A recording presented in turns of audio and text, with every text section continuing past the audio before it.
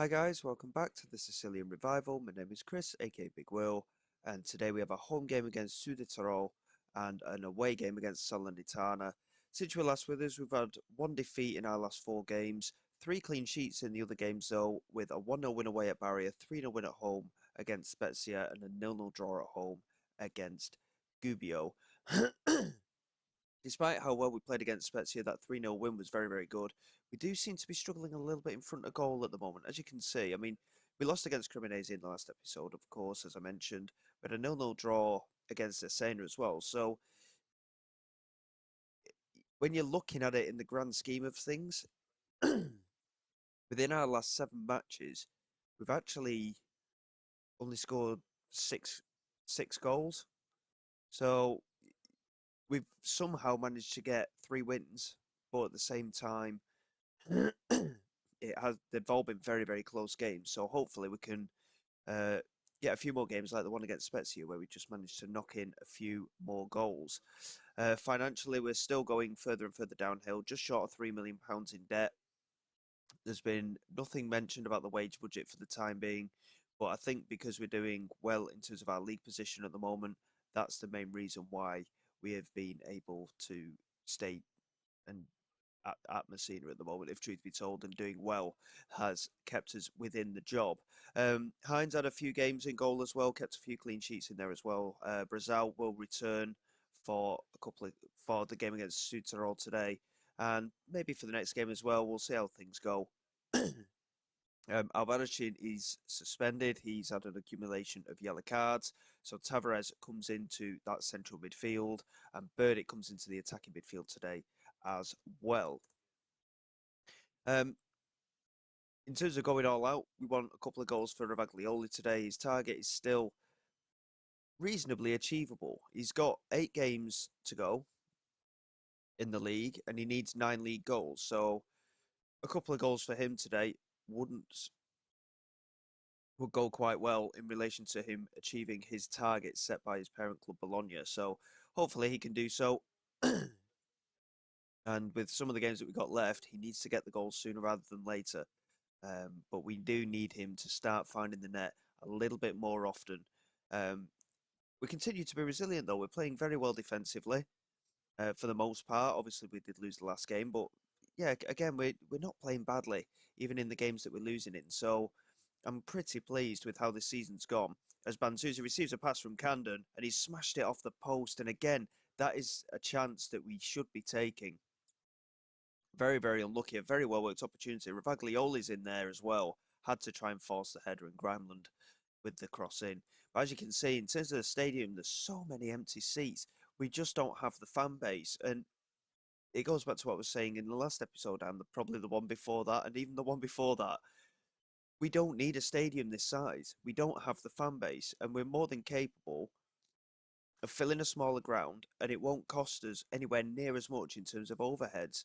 It makes perfect sense to me, but of course you have to go out there and sort a new stadium out. So very, very difficult. Um, Apparently we've been given a penalty. I'm not entirely sure why, but the penalty has been awarded. Burdick was pushed in the penalty area apparently, and we have an opportunity to take the lead here against 17th place Südtirol, and Ravaglioli converts the penalty into the top corner. It's an emphatic finish. And hopefully he can push on today and get another couple of goals. That would be very nice from our point of view. If we get two wins today, by the way, we secure um, our place in Serie B next season. We've officially avoided relegation if we get two good results today. I think if we're winning this one and one or two other results go our way, we could confirm that in after this match, which would be lovely. Grimeland here just picking up possession, finds Burdick in the penalty area, and he's whipped it across, and it's gone out for a throw-in. Very rare you see that happen where a player has a shot and it goes out for a throw, but nonetheless it has happened today. Just the one shot on target from 5 attempts from our point of view, and again, missing so many opportunities. Banzuzi should have scored earlier, but instead he just smashed it off the post, and it was quite unfortunate, but with the fact that we're not taking some of these chances, it's allowing the other teams to potentially get in. And Brazil producing a great save there from Hoffer's effort at goal. And it remains 1-0, but We got away with that by the end of the first half, and hopefully we can pick it up a bit in the second half. We'll tell us not to get complacent. We've had a good performance so far, but it was just a bit of a warning there at the end of the first half. That attempt that they had was pretty fair, and we need to concentrate on what we're doing. We still have targets to reach as Ravaglioli finds Camden, and that is 2-0. That's a big goal at the start of the second half. Ravaglioli with a goal and an assist today. It's good for him to just find a little bit of form again. He scored in the game before last, so he is starting to just find a little bit of a rhythm, but hopefully he can continue doing what he's doing here in the run into the end of the season. We're gonna, even if we win every game, we're gonna get nowhere near promotion. Cremonese and Reggiana are completely destroying the league at the moment as Tepsic wins that header and finds Sacco, and now Grimeland into Tepsic again. But if we can somehow finish in the top half, I would think that that is a fantastic first season at Serie B. As Banzuzi again with a terrible effort. He started the season so promisingly. He scored plenty of goals for us. But since then, he has been so poor. And I think, to be honest, we're going to take him off. He's had a couple of chances today, and he's been very poor with them. And we'll get Kmech on for another opportunity. He's yet to score for us, to be fair, Kmech. But he is only young, and I am maintaining patience with at least one or two of the players. El Shaarawy can come on for Burdick, who's on a yellow card. We don't want to risk anything. We're comfortably in front. And like I say, yeah, we don't want to risk anything. Dennis Apaya, incidentally, I just saw his name on the bench, which has reminded me, he has announced that he will retire at the end of the season. He's not really ever been a first team regular for us this year, and he has decided to call it a day on his career. And he's not going to be a player necessarily that will miss too much, but obviously, depending on the financial status of the club, with the fact that Kabongo is leaving as well, we might be a little bit short of options if we don't get any financial backing in the summer. So it could be an interesting situation for a few of the players and a few of the positions as well. So we're going to have to be very, very careful. Seiko doing very well there to intercept that. That's a lovely switch of play as well. And Camden finds the space, chance to get it into the penalty area, and it fired in. And it's come for Grimeland, and that is a thunderous strike from Elias Grimeland.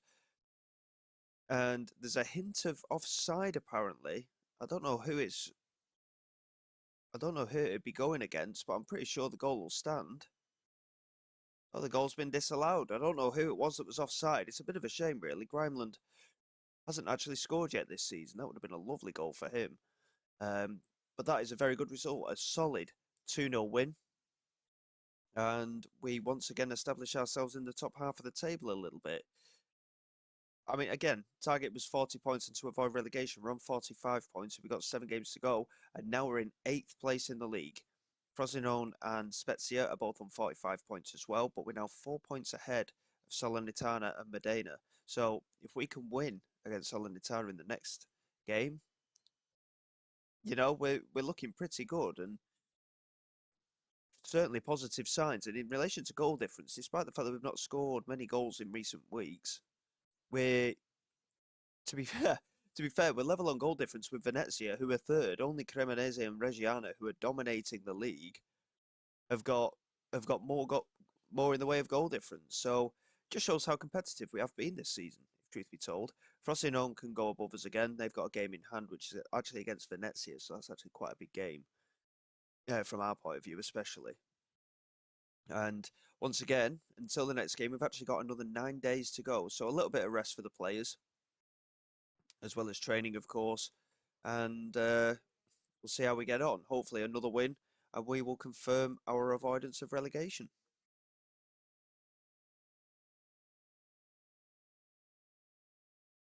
Okay then, guys, here we go for the game against Salernitana.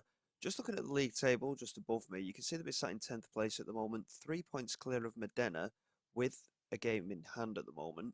If we beat Salernitana, we go, 7 points clear of them as well? And a win today, because of our goal difference, could see us go as high as 6th. We really are starting to make a bit of a climb. And any top half finish should be fantastic. That at the end of the day, we're aiming to avoid the bottom 3. If we can finish in the top half this season, I will be amazed, to be quite honest. We've come into this league and it took us a little bit to get going, but we changed the formation just ever so slightly, and it's made us very tough to beat, and I'm really, really happy about that. So, yes, we're lacking goals on occasion, but let's hope we can go out there today and get another good result. An away win here, in my opinion, could really set the tone and secure us a top half place. All right, yes, it's not completely secured, but it could really set us up well for the last 5 or 6 games of the season as Tech Petty tries to play it in. Tepsic only as far as Maggio, and now Miramon with the strike, and it's just over the crossbar. I thought that nestled into the top corner there for a moment. Rizal back in goal again today, by the way. Um, he played okay against Südtirol, but he didn't really have massive amounts to do, if truth be told. Tavares lays it back to Tetsic. Opportunity for Tavares today. Since we got rid of that advanced playmaker role in the normal central midfield, he's not had too much game time, and he has had injuries as well. But we're missing Seiko today. He is suspended due to, again, an accumulation of yellow cards, and I think Carstens will be the next one on that list. And that's a lovely little bit of passing play from the lads going forward. And Camden is there, and in the end, Johansson with a very good save. And we worked that superbly. Nice, quick, short passing, creating the space for ourselves. And Schaub now with a set piece swings it into that far post. Carstens was there with the header, and it's just over the bar, of course. Without Saka at the far post, of course, I mean, Sacco's 6'7". He constantly wins headers at that far post, but we have to settle for Carstens, who, in comparison, is at 6'4". He's very, very small. So it's not quite happening for him from set pieces this season. Schaub into Ravaglioli, and that is another good goal. And he timed it. I think he just about timed his run well. The referee's flag, the assistant's flag, didn't go up there, and I'm hoping we'll have gotten away with it. And we have. So Ravaglioli back on the score sheet again. And Schaub picked it up really well there. Played the pass at the perfect time. He just stayed on side there. He just checked his run just in time. And Ravaglioli giving us the lead. And we'll just see how tight that was with the offside. Oh, it wasn't quite as tight as I thought it was. I thought he played it just a little bit later than that. But nonetheless, it's a good goal for Ravaglioli, and that pushes us up to 7th place at the moment. I don't know why we're behind Hellas Verona, though, unless it's down to head for whatever reason. We should be above them because of goal difference, but I'm not entirely sure how it works. Anyway, we're at 1-0. I mean, it might go down to head even. I really don't know. Schaub here with a corner toward that far post. Carstens is there. It's his second goal of the season. He's not been as dangerous as I'd wanted him to be quite honest. We brought him in, obviously, last season, and he wasn't particularly dangerous from set pieces in Serie C either. But he's managed to take an opportunity here. A good header. He just directed it towards goal, basically, kept it low as well. It's 2-0 as we approach half time. And hopefully we can hold on to this clean sheet until half-time as well, because that would be a really big step in relation to the context of this game. As Miramon knocks it over to Tekpeti, he tries to get it into the penalty area, does well in fact, and Albarracin did really well to get onto that, and Schaub clears it away into Banzuzi, and again an opportunity for a breakaway as Camden plays it over the top, and Ravaglioli could be in behind again, and that is a big miss from Ravaglioli. It was on his weaker foot, arguably, but he should have hit the target nonetheless. And it's been quite an even game overall. Salernitana have actually had more attempts at goal, with just about edging the XG. And for once, we've had less possession as well, but we hold a 2-0 lead. And we'll tell the lads just to keep their performance levels up. At 2-0, it's not particularly safe, especially considering, really, Salernitana have been the better side. Albarracin has picked up an injury, so that is not ideal. He's been such a key player for us this season. He would be a big miss in the side. We'll get Mohamed Besic on for him.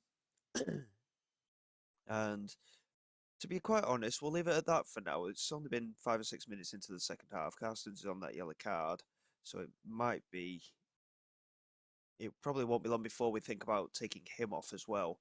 And obviously, we'll just keep an eye on player fitness as well. And here is Jaro De Rosen, formerly of Manchester City's youth academy once upon a time. Here is Chuni into Miramon.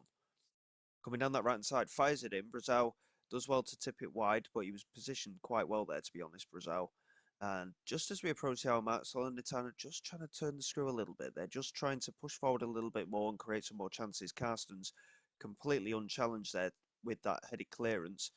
And now Radevold, who again has Premier League experience, I think he played for a couple of Premier League teams. The one that I do remember is Crystal Palace. I know he did play for them for a year or two. Here is Farai. Again with the corner. Chuni was there and it's a poor effort from him. He's got to hit the target there, really.